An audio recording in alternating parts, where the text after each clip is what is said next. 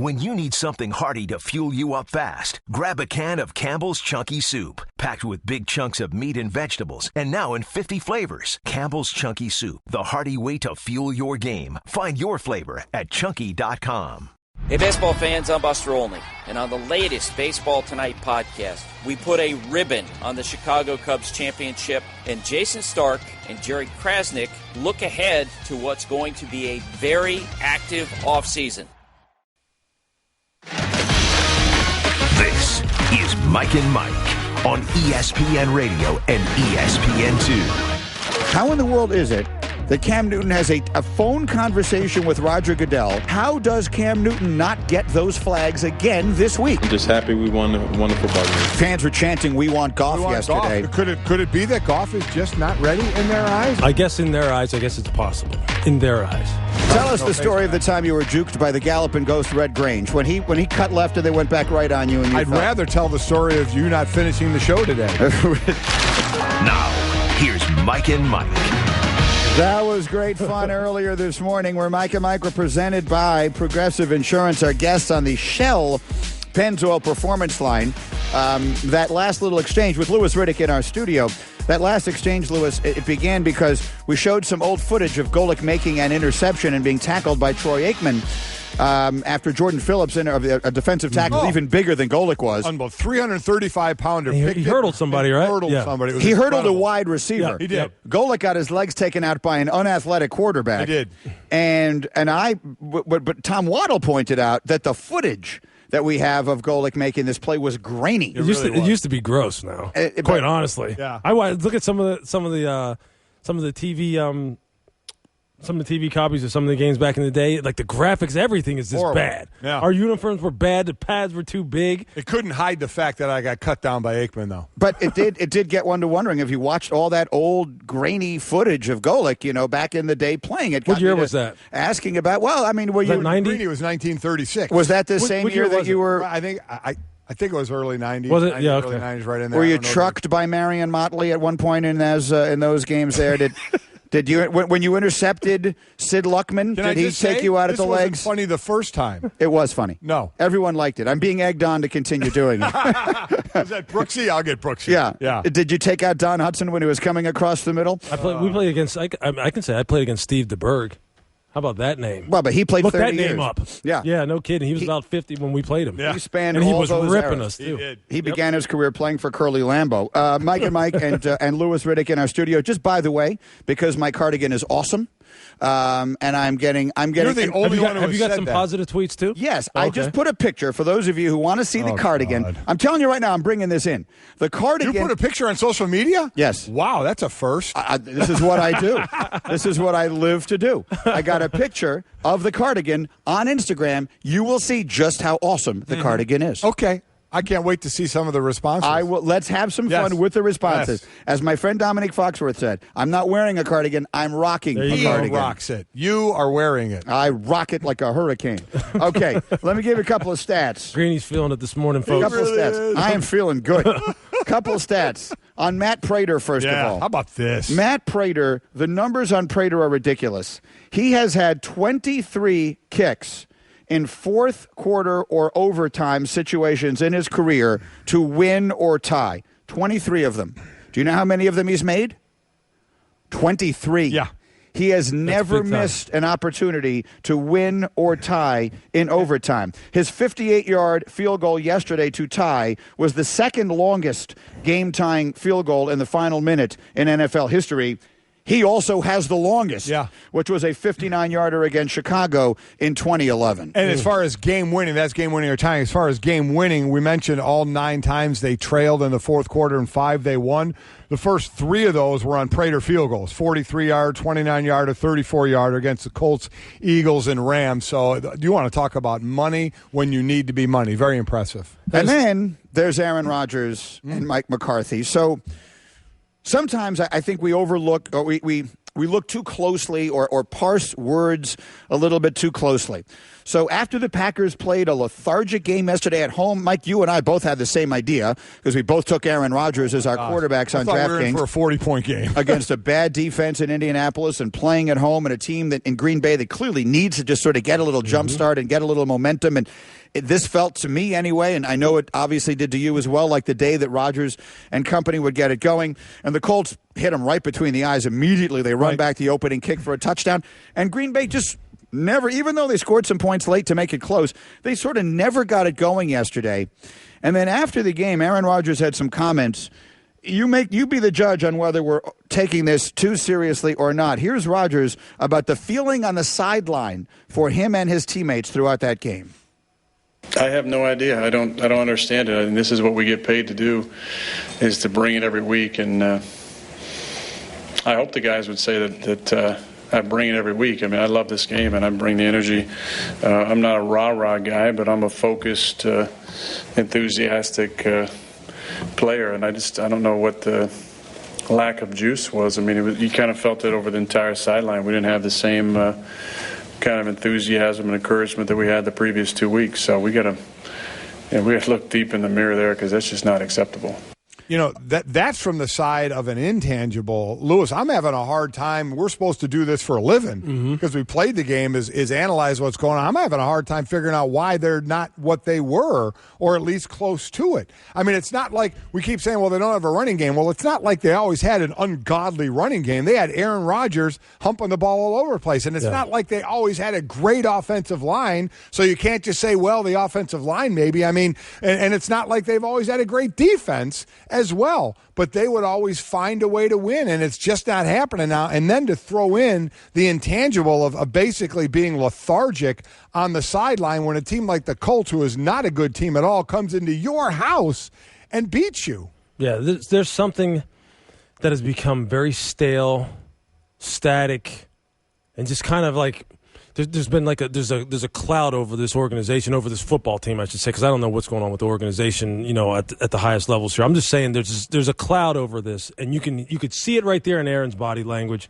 when he's talking about it. That right now something is just not resonating as far as their fire and their approach to the football game from an intangible standpoint, meaning something you just can't measure. There's something going on there. On the football field, they don't have a running game. Nope. They can't trust Eddie Lacy. James Starks is not available. I mean, they're coming out having – and every play now offensively, every play is in the passing game never seems to go off on schedule. Everything is a broken play. Everything is an ad-lib play for Aaron. And from a schematic standpoint, from an X and O standpoint, if they don't have Greg Jennings and Donald Driver anymore. Those guys just aren't there. They don't have those guys. Jermichael Finley's not there anymore. So now when you don't have those kind of elite players – who can win no matter if the defense knows what's coming or not, it's all on Aaron. I mean, they're having to kind of make it up as they go along, and there just does not seem to be a whole lot of creativity with this offense right now. There just isn't. And they're missing a lot of people right now. The defense is missing a lot of people. The secondary has just been decimated. Their top three corners aren't there. Clay Matthews isn't there. It's not the same football team that we're used to seeing, and this team definitely looks different. It definitely looks different. And this is the kind of thing that as it gains momentum, and if they keep losing football games and Aaron keeps sounding like this is what leads to change. Yep, and sometimes it's just necessary, even for the mighty Green Bay Packers, which are one of the bedrocks of the NFL as far as stability between GM and head coach. I would not be surprised. I'm never surprised by anything that happens into the league. But how they're looking and how they looked yesterday and how Aaron sounded in that press conference, and you've heard some of these things. You've heard these kind of rumblings coming out of there. I would not be shocked to see something change there this offseason.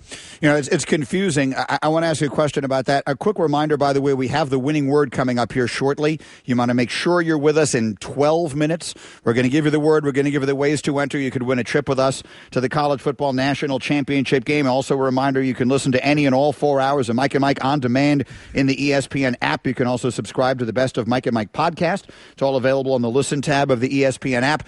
Here's what's difficult for people like me. I don't have the advanced, I don't have a master's in football like you guys do. So I watch and I see the same guys that I've seen put up pinball machine numbers on that offense. It's the same coach. It's the same quarterback. It's mostly the same receivers. They've always struggled on the offensive line. I mean, we always talked about how Aaron was sort of overcoming deficiencies in the offensive line. So that's the part that I think is so difficult for those of us who don't watch it the way you do, for our eyes to believe what we're seeing. I've seen these guys set the league on fire. So what's changed? Well, I think other teams get better too, though, Greeny, and people start to figure you out, and teams get more comfortable with what you're trying to do.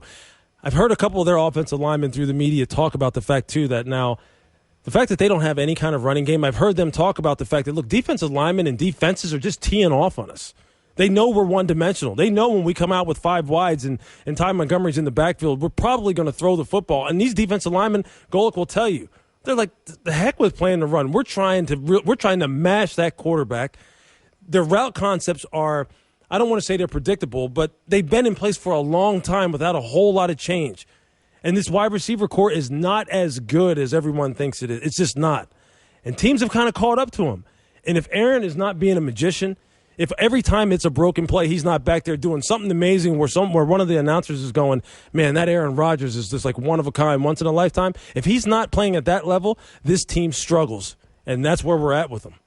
Yeah, I'm looking up, trying to look up real quick, like in 2014 when they were 12-4, what their rushing attack was. Were they able to run the ball then? Is that the year Lacey ran the ball real well? I'm looking. They were 11th in the league in rushing at that point, 119 yards a game. So they ran it certainly better than they're running. And now, Lewis, there's part of me too that just says Aaron Rodgers isn't as accurate as he was, because we've seen him throw from the pocket. We've seen him make up plays and throw on the run. We do it a lot, and he just doesn't look as accurate as he's been. Because last year we kept talking about that. Yes, his completion percentage went down to like 60%. He's usually 67, 66, 68. But 31 touchdowns and 8 interceptions. Name a team that wouldn't take that out of their quarterback. So it's befuddling to me. Yeah, I think last year one of the biggest things was the fact that his yards per attempt went down, and they weren't producing the big plays, especially without Jordy being there. And Devontae Adams was just too inconsistent. Randall Cobb became the focal point of every defense as far as this is who we need to stop in the passing game. Richard Rodgers is a nice tight end.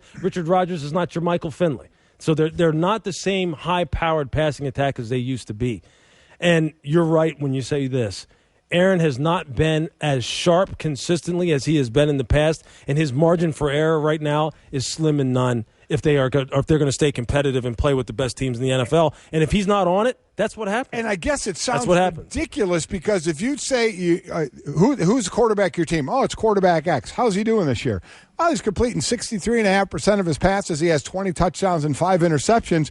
You'd be going, oh, okay, you guys are pretty good at quarterback right now. That's what Aaron Rodgers is now. Yep. I mean, it just seems like he's off, but he's always had such a high bar. So if he doesn't get close to that, but I mean, my God, who wouldn't take those? You saw the last 2 games, though, the games against the Falcons and now against the Colts. Their defense, their secondary, they can't stop anybody. They can't slow down the passing game. They're getting the ball. They're just getting gashed in the passing game. Huge chunk plays time and time again. Matt Ryan did it to him. Andrew Luck did it to him yesterday. So no matter how good Aaron is, I mean, he can't play defense. He can't cover. He can't rush the passer. He can't get Clay Matthews more healthy. So he gets all the attention gets put on him. All the attention gets put on him and his relationship with Mike McCarthy. But this team is systematically kind of falling apart in other areas. And it's just not what we're used to seeing from the Green Bay Packers, because we think that Aaron Rodgers can cure all. Yep, and he exactly can't. Right. He can't. Here may be the best thing he has going for him right now. Mike and Mike presented by Progressive Insurance, our guests on the Shell Pennzoil Performance Line. The best thing that he may have going for him right now is the division, where the Vikings have come crashing back to earth. One thing you know, they're 5-0. Next thing you know, they're 5-3. The offensive coordinator resigns / quit / whatever word it is you want to use for what happened with Norv last week, and they look very average, and that's almost being kind. Yep. The Lions, who are like the cardiac kids, have trailed in the fourth quarter of every game they've played this year, and they have all these comebacks largely because they play their way into these deficits a lot of times. So nobody's winning 12 games in that division this year, so there is ample time at this this point for the Packers to sort of right the ship? Is. So I'm asking you to guess. I know that I'm just asking you to look in a crystal ball. Will they, Mike? Will they right the ship? Here's normally what I do when there's something like this, when nobody is playing great, it's kind of mediocre ball. I usually go with the best quarterback. Yeah. And that's still Aaron Rodgers. So, will they get some of that health back? When does Clay Matthews get back on defense? Can they get any kind of a running game at all? Minnesota, I think, is going to continue to fall. That O-line, there's just nothing you can do. There are injuries to where those guys aren't coming back on the offensive line, and you're seeing they have no running game. And if the defense, this team to go anywhere, the defense had to be great just about all the time like Denver was last year, and we're finding out they're not doing that on a consistent basis. And Detroit, just stats we're given on their flip of the coin. Could be great, could not be great, could have to come from behind, maybe not. So I'll go with the best quarterback, and that's Aaron Rodgers. Yeah, you give him the benefit of the doubt. Mm-hmm. And you know what? Also, I think you have to seriously take Detroit for what they are, which is right now, it's not going to always be pretty, and it may come down to, Greeny, as you said, they may be the cardiac kids. They may be one of those teams that every time it comes down to maybe a minute, 30 seconds left on the clock, and Matthew Stafford's going to have to pull it out for him. But look, who cares how you get in there? Just get in there. Systematically, structurally, the Vikings right now, I don't know how you fix what's wrong with them. Although you saw yesterday, they started making some changes offensively. I probably saw more wide receiver screens yesterday than I saw out of them all year long. Pat Shermer knows what he has to do. It has to be one of those things. They almost have to play it like the Philadelphia Eagles play. Yeah, not let Bradford hold the ball. That's right. It has to be all those West Coast double slant flat combinations, screens, draws, very timely play. Their margin for error on offense is slim and none. And Sam took some shots yesterday where I'm going, it's a matter of time before he gets knocked out. It's a matter of time. And the defense, look, Harrison Smith and Xavier Rhodes, that play in overtime, they haven't been doing that all year long. Yep. I think they're in real trouble. I think the Vikings are in real trouble, and I hate to say that, but I think they're in trouble. The play he's referring to is the game that loses the game. The Vikings, the Vikings had been so good defensively all year and so sound, and they both miss a tackle on Golden Tate. Look at this, he's high load. They high load. They have him double teamed there, and then Xavier Rhodes drops his shoulder on a pathetic tackle attempt. Then Harrison Smith has his arms on him and can't pull him down. Xavier Rhodes is the guy who set the world on fire with his performance against Odell Beckham Jr. too, and that feels like a year ago. Yeah, it does. But you know what? You see head down, throw your shoulder. That just irks me every time I see it, Lewis. That play right there, you know what? I don't know Mike Zimmer, and I've never been coached by him or been in a meeting with him, but I can only imagine what that film session is going to be like today. Like, Xavier, seriously, I would just freeze the play right there. Oh, right there. It's overtime. You're not even, the most, all this talk about tackling and Little League and all that, the most simple line of all time in tackling is see what you hit. And he couldn't have not seen any more what he was hitting, throwing a lame shoulder in there with his head down. And then Harrison's got him in his arms. Sure. Got to bring him down. Yep. Didn't bring him down. So a frustrating time, clearly, for those in Minnesota. We have the winning word of the morning coming up for you in just a moment here on Mike and Mike, and then we'll get to some of the college action of the weekend as well. David Pollack is going to join us. I think there's a real question as to whether it will be Ohio State or Washington that moves into the fourth Better not spot. be a question. So you're going to say it should be Washington? Should be Washington. Absolutely. Our FPI would suggest that is not as cut and dry as you are saying. Sure. So we'll see. We'll talk to David Pollack about it in a moment. I got the winning word in a moment. You guys are going to have some fun with this.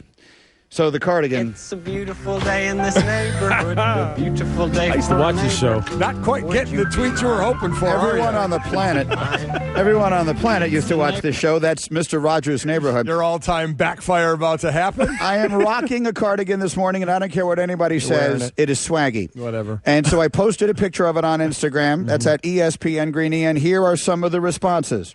You look like the host of a public access TV show about gardening. Mm-hmm. Greeny, someone posted art teacher swag. Greeny, the poor man's Ward Cleaver. Greeny, let us know about how you used to walk both ways to work every day. But then there are some who like it. Greeny, that's a pretty awesome cardigan. Haters are going to hate. You're rocking like a... Oh, that's a different one. A more seasoned Zac Efron. Please put some rocks in the pocket of that. Oh, that's a different one. Yeah. I usually side with Golic, but I think you're pulling it off. Was he singing Won't You Be My Neighbor as he walked into the studio? So I have a little bit of support on my side. But as my friend Dominique Foxworth said, you must feel good about what you are wearing, and I feel good about it. So go ahead. I will take the slings and arrows in any way you want to send. That's fine, because you're going to get them. At least, you know what? I'm glad you feel good about it because, as I said, you're the only one. Hey, if you feel like you look good, you feel good, you're going to work good. You go ahead. Like, you hey, go feel do that. Your thing. You don't, but that's okay as long as you feel like you do. You know, agree. I think I'm going to try and I'm going to get one of those. I'm going to work with you on this. I'm going to get Lewis. I got a guy. Happens. I got a cardigan guy. I got a guy. Kind of like Charles Woodson has an ascot guy. He's got an ascot guy. Yeah. I got a cardigan guy. All right. In fact, we can try and merge those looks. Can I just say, cardigans and ascots? I don't want to wear one, so don't get one for me. Okay, fair enough. Okay. Meanwhile, let's move on. We would like to bring you with us to the College Football National Championship game. With our everlasting thanks to our friends at AutoZone, we are going to give you the word of the day right now. We're going to give you the 2 ways to enter, and you could win a magnificent trip with us. You and a guest to the College Football National Championship game, all expenses paid, top-of-the-line accommodations. We'll have a dinner the night before. We'll sit with us at the game. It's going to be a great experience. Time. And all you need to do is know that today's word is petty. I mean that literally, not figuratively. I don't mean that the word is a petty. It was a petty choice, and it is literally petty, i.e. Bryce Petty. Or i.e. Greeny is petty. Either one. Richard Petty. Richard Petty, whoever it is you want to go with, whoever the quarterback of the Jets should be next week. Petty. Tom Petty. Kyle Petty, Richard Petty, anything you want. Manny Petty. Good. Not Manny Petty. No, yeah. Misspelled. Yeah. You may have just blown it right there. Don't do that. Petty. One way or another, that's the word of the morning. You must spell it that way, and you must enter it both of these 2 ways. Way to almost blow it, Mr. Rogers. 2 ways you enter petty. You text it to 777-000. You enter it online at mikesroadtothecfp.com. Gang, I can't stress enough, these are the only 2 ways that you can enter if you want to come with us to Tampa Bay for the national title game. The word is petty. Text it to 777-000 or enter it online at mikesroadtothecfp.com. Good luck. We can't wait to travel with everybody to Tampa Bay into the title game. That's exactly right. Now the question then becomes, which 2 teams will we be watching when we get there? Let's face it, we all know Alabama's going to be one of them.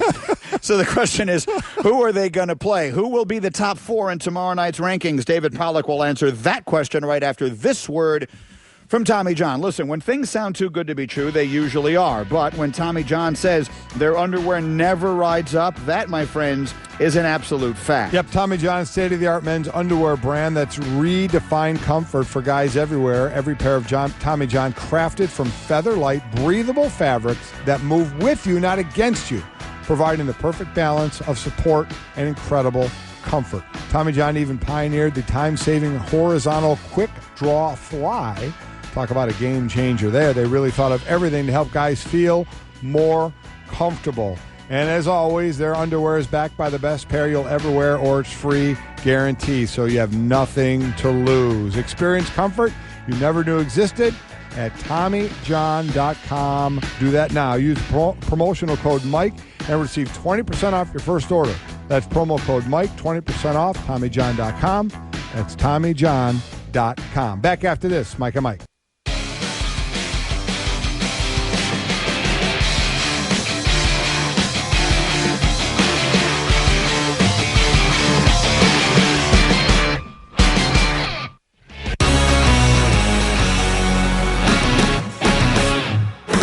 Takes the snap. They give it to Murray off the left side. This time he dives in.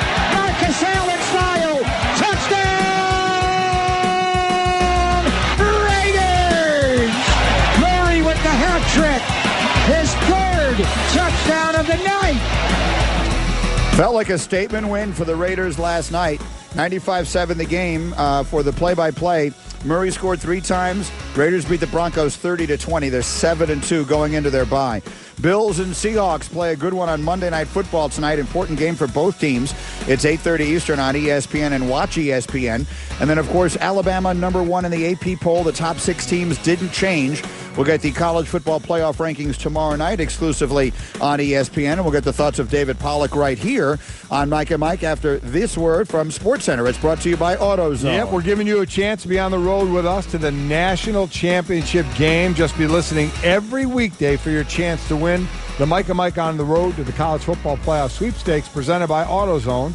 Visit mikesroadtothecfp.com for all the official rules. So as we prepare to bring David Pollack into the conversation, Louis Riddick, you were just saying during the break, LSU-Alabama this weekend is a game that if it were played in the NFL, people would be talking about how the league is so boring. Mm-hmm. And yet I thought that was a scintillating college football game from the opening kick. Yeah, you know what? And I think that's because obviously fantasy football is such a huge component of the NFL attraction that people can play that.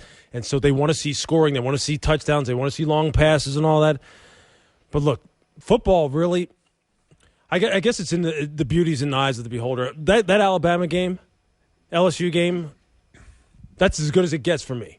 I'm on a plane trying to get up here, and I'm sitting there, trying to watch my phone on the plane. I'm getting yelled at about turning my phone off and stuff. I'm going, do you understand what's happening right here? Do you understand what's being done to kind of work Bama's putting in here? And the airline flight attendant's looking at me like I really don't care. And I'm with you. I mean, it is the eye of the beholder. Do you like that high scoring game, or I love this? Who's gonna get that play? Is Fournette gonna bust one off? Is Hurts gonna? And he ends up doing with the 21-yard touchdown. Or when is that play gonna happen? There's going to be a big turnover on defense. I loved that game. I'll say this about Alabama, and I'll say this about that coach, and I've said it numerous times.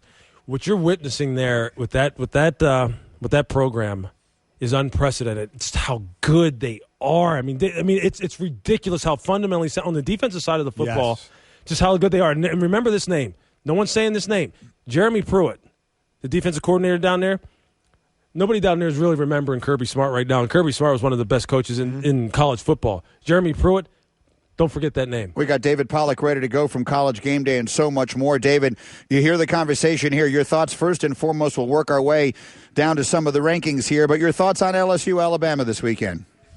Well, I love it. I love what you're talking about, too, because I'm also a defensive guy. So I think me and Golic can appreciate that, obviously, a lot more than most people. But, what he just said about Jeremy Pruitt is something to be on notice about too, Louis, because I think everybody thought when Kirby left that they might lose something. Well, I think the defense is different. I think it's more predictable. I think they do less and they're confused less. I think Alabama plays faster because of it, and I think their defense it's better than it was a year ago. It's better than it was 4 years ago. They got more versatile parts and they're using them. So I had a blast, staying on the sidelines, and you just look at those guys and the way they fill out their uniforms, the way they move, the way holes open up and close as quick as they did, and it was one of the treats. And it goes back to that 9-6 game a couple years ago when you just got NFL players all over the field, and I enjoyed it. I've got two quick stats for you on that game. First off, Louis, you mentioned Nick Saban. It was his 200th win as a college coach. He's the third fastest in major college history to get to that number behind Joe Paterno and Tom Osborne. And then, Mike, we talk about that Alabama defense. Leonard Fournette was held to 35 yards rushing, his lowest total since he was held to 31 yards last year against Alabama last year. He has averaged 4 fewer yards per rush against Alabama than against any other team in his career. They're so fundamentally sound on that side of the ball. It is ridiculous. So, David, as we get ready for another ranking out there, you get Bama just wins 10-0. Clemson blows out Syracuse. Michigan, they blow out, Maryland? They killed Maryland. Yeah. Whoever they played, they killed them. And Washington blows out Cal. And then Ohio State has probably the best win because they blow out number 10 Nebraska. Do you think, and not that it matters if Washington wins out, they're going to be in. Do you think Ohio State jumps Washington in this next vote? I wouldn't be surprised if they did. I think the committee, again, that's a top 10 win. I don't think anybody really thought Nebraska was a top 10 team. I think they're a good team. I don't know they're a top 10 team. But they were in the top 10, and with Ohio State notching that victory, again, Oklahoma they still have on their resume. They still have other good wins on their resume. So I think there's a chance you'll see Ohio State at 4, and I think you'll see Washington at 5, and everybody gets to be upset and be mad. But it really, again, it's not going to matter. Washington still has to continue to do what they're going to do. If I had a guess, last week I thought Washington would be at 5. This week, I think because of the knee-jerk reaction, I think Washington will be at 4, but nobody's going to be surprised if Ohio State is. As you point out, the two, if they are 5, 2 teams that are ahead of them will play each other as it continues. So you're right, they would be fine. For what it's worth, Our FPI, our Football Power Index, says according to strength of record, it is about as hard to go 9-0 against Washington's schedule as it is to go 8-1 against Ohio State's schedule. The Buckeyes also rank higher in FPI, which is a forward-looking measure of team strength. So there is a debate there at number 4. Let me throw one other Big Ten team into this conversation for you, if I may, David Pollack, and get your thoughts. I was there this weekend at Northwestern, and I watched Wisconsin play. Wisconsin has an overtime loss to Ohio State. They have a 7-point loss to Michigan. And then right now they have the inside track to get to the Big Ten championship game. If they get there and win, they would, by definition, be avenging one of those two losses. So they would be a 2-loss team with 2 extremely impressive losses. Do you see any path for them to get into the Final Four? Yes, I think under that scenario, you could. I think there's 2 2-loss teams that have a good chance of making the college football playoff. I think it's them, and I think it's Auburn. Now, the thing about Wisconsin is I think Northwestern's a pretty good team. I think Clayton Thorson, if you watch him, is really impressive. Makes great throws all over the field. Justin Jackson, I know Greeny, I think you were there, weren't you? I was, and they shut him down like no one has shut him down all year. They did. They shut him down, and they continue to be banged up. I mean, losing their nose guard. They've lost 2 backers. T.J. Watt was banged up, but makes a tremendous 4th down stop in that game early on that really set the tone. He might have scored on Justin Jackson might have scored on that play. So I think Wisconsin 100% can be in the mix. I don't think they can do it because I don't think they have the offensive firepower. That's what you watch them. They're still doing the quarterback thing where they're rotating and trying to find a spark, but either way, I don't think they throw the ball enough. I don't think they're explosive enough to run the table and to beat an Ohio State and to beat a Michigan in the championship game. But I do think they can make life heck on people with that defensive front seven. I think so many people would love to see Louisville make it in because of the explosive play of Lamar Jackson, 7 touchdowns he was responsible for in that Boston College game, 45 now in the year, just ridiculous. He's like pinball numbers, so people want to see him in there. How difficult, though? They really have a bit of a road to get in there, don't they?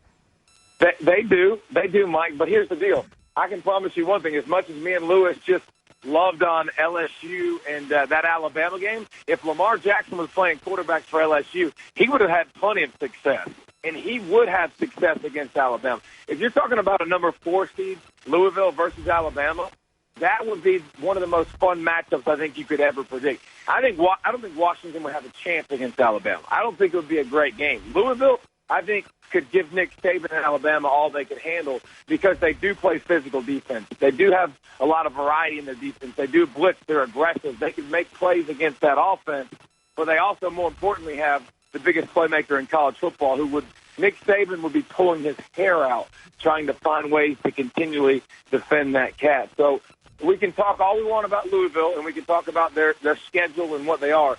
To me, they're in the top 4, right? I mean, if you're going to go best teams, they lost to Clemson, I know, but if you're going to go best teams, I think Louisville's in the top 4. You know, David, you make an interesting point right there when you're talking about Lamar Jackson and that kind of player being the kind of player that Nick wants to see the least, the kind of guy that can just get out in space and really challenge his football team and not allow his football team to play in a phone booth where they absolutely will just knock you out anyway. Who else in this top 4, top 5, out of Clemson, out of Michigan, who else do you think would really present a great football game for Alabama? Because we all talk about Bama like they're unbeatable, but is it Clemson? Is it Michigan? Michigan's probably the team that's the most intriguing to me because I haven't been able to see them enough from start to finish to really get a beat on how good this football team is. Would they provide the kind of challenge to Alabama that some of these other teams, a team like Louisville, although they don't have a Lamar Jackson type of quarterback on that team, do they have enough to really challenge a team like Alabama? I don't think, Lewis, when we watch Bama and we watch the Kryptonite, and we've seen over the past several years that guys that beat him are guys that can do something with their legs. Wilton Speight can't do anything with his legs. He's not immobile in the pocket, but he's a more pro-style quarterback. I don't think they have dynamic running backs or dynamic receivers that really threaten you. So I know Alabama can play man coverage. Clemson, you got dynamic receivers. You got a dynamic quarterback. You got experience against this team already. So I think I put Clemson and Louisville in those categories that really could challenge Alabama, that could beat Alabama. Listen, LSU's got, they got freaks all over the field, and they got speed all over the field, and you saw they were able to do some damage. But also that atmosphere is worth 7 points. That atmosphere is worth 10 points to be that crazy and to confuse and to give you adrenaline and momentum. So, now you look at the schedule and you got Auburn at home. I think they could challenge, Alabama as well, but Sean White's not completely healthy right now. He's not a dynamic runner either. He can do enough to keep you off balance, but I think Auburn's a team that aren't going to be afraid of them, that could scare them, and then Clemson and Louisville are teams I think they could scare them as well. David Pollack, by the way, College Football Live today, 1:30 Eastern on ESPN2. And then, of course, tomorrow night we will unveil the rankings for the second time this season. It'll be interesting to see if it's Ohio State or Washington in at number 4. Thank you, David. See you soon. No problem. Appreciate it, guys. Thanks, David Pollack on the Shell Pennzoil Performance line, taking synthetic motor oil performance to a whole new level. Make the switch to Pennzoil Synthetics today. I'm going to tell you one thing that I think people are sleeping on Washington. Yep. I know they're going to talk about the Pac-12 schedule. I get it. I like the O-line. I like the front four. It's a team that has 27 sacks already. It's when you look at a team that talk about beating Bama, you do look at that kind of that quarterback that can move, like a Lamar Jackson, like Deshaun Watson did last year against them. But I'm going to tell you, Jake Browning can stand in the pocket and hum it. Now, they run more than they throw. They run about 60% of the time.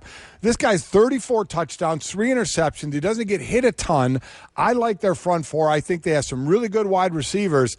So I know David said he doesn't think they would do anything to Alabama. I say watch out. It's not the type of team that spread offense type quarterback that usually beats an Alabama team, but I like the way this kid throws the ball a lot. So this is a team I really am keeping my eye on. I'm going to make a case for a team that people aren't talking about coming up next after a word from ZipRecruiter. Okay, are you hiring? And if so, do you know where to post your job to find the best candidates? To find the perfect hire, you need to post your job on all the top job sites, and now you can. With ZipRecruiter.com, you can post 100-plus job sites and social networks like Facebook and Twitter, all with a single click. You find candidates in any city or industry nationwide. Find out why ZipRecruiter has been used by over 1 million businesses. And right now, listeners can post jobs on ZipRecruiter for free.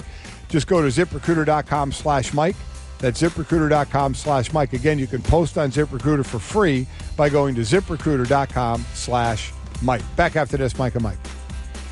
Dave and Buster's, the best sports.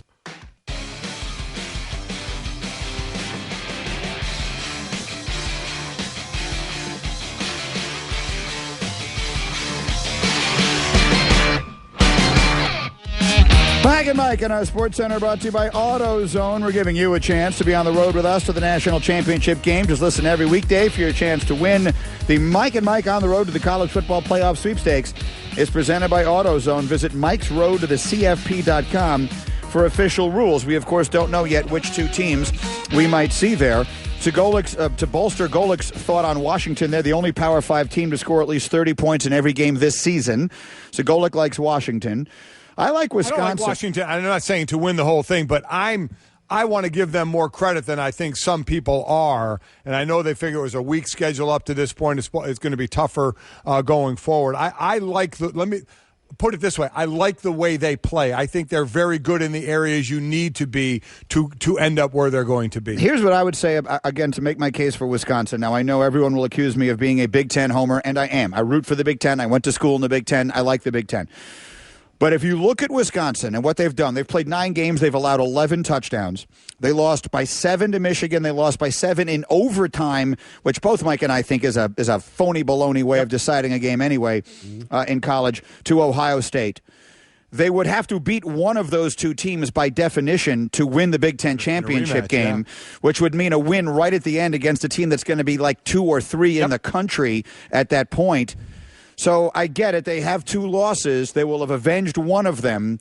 I think if they win out, I think you could make a fairly compelling case for Wisconsin. I really do. Well, you can, but it's going to depend on the other teams. You're going to have a couple undefeateds probably. I doubt we're going to have 4 undefeateds right now. That's what we could have. So you think, right? So realistically, you think, is Alabama going to be unbeaten? I think that Alabama-Auburn game, is setting up. But I think Alabama will be unbeaten. I think Clemson will be unbeaten. Yes, Washington. I think those two.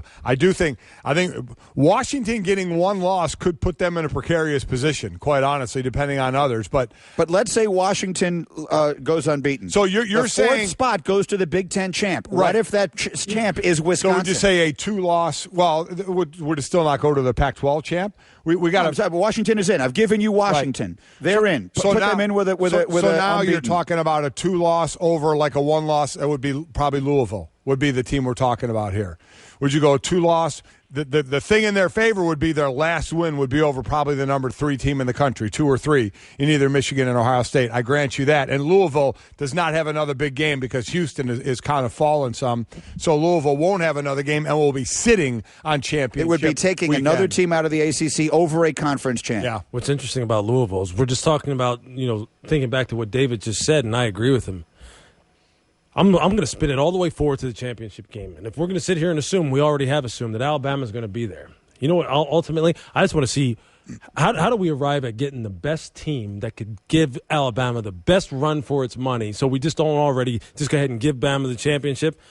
Who is the best team right now that could give them the best run for their money and really would provide the fans with the best national championship? My opinion? Well, I mean, listen. That's all I'm saying. Well, listening to you guys talk, Louisville seems like they have a problem getting in here. They're not going to get in, though. The way they play, you look at what Clemson did in Deshaun Watson, making it a 45-40 of last game. year. So if you can get Louisville in there, you're right. But the difference is the Louisville defense is good. That Clemson defense last year was excellent defense. I'll give you another team. I think Ohio State, if you look the way their quarterback plays, try and get that guy off the field on third down. No, I'm with you. Listen, it was a bit of a surprising loss, though Penn State is absolutely coming along.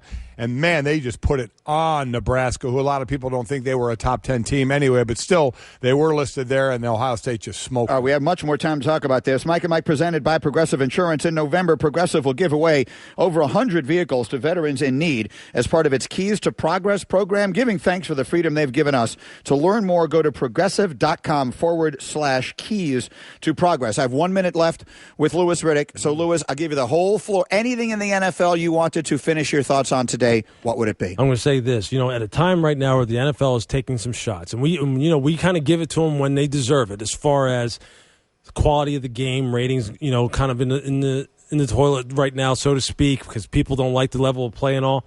I think, some people really agree with this kind of notion. Some people kind of think it's just hogwash, but I'll just put it this way. For the Raiders and the Cowboys to right now be on the upswing with young quarterbacks, young football teams, dynamic offenses, very rabid fan bases, I think those teams have kind of hit their stride right at the right time. And those two teams in particular, one in the NFC, one in the AFC, give people a lot of reason to be excited about the second half of this season, because I think you're seeing some of the old stalwarts in the NFL maybe rise up again, and that's probably exactly what this team needs. For as much as I respect Bill and I respect the Patriots, look, they have reigned supreme over this league for so long. It's time for the silver and black, and it's time for the star to actually be for those organizations to be stars and those organizations to be prominent. I think they're hitting their stride right at the time where the NFL needs it. I agree, and I have some stats about scoring, how it's flip-flop from last year to this year. And also for this weekend, guys, there were 8 one-score games. 8 where the difference was 1 score. So I don't know. I thought the game were pretty good this week. Louis Riddick, it's always phenomenal. Thank you so much. Love it. Donovan McNabb in our next hour. Stick around. Mike and Mike. When you're opening a new office location, but deadlines don't let up, you need to make sure your team can start working fast, which means all of a sudden you're looking to buy new conference tables, chairs, laptops, and whiteboards quickly. Business cards from American Express Open can give you buying power to help cover the big purchases you need to make when you need to make them. Find out how American Express cards and services can help prepare you for growth at open.com. I'm Andy Katz from ESPN, along with my co-host Seth Greenberg. On the latest edition of the ESPN College Basketball Podcast, we are going to discuss the notice of allegations at Louisville and Seth Greenberg on a tour around the country. Go to the ESPN app and click on the headphone icon to get our podcast.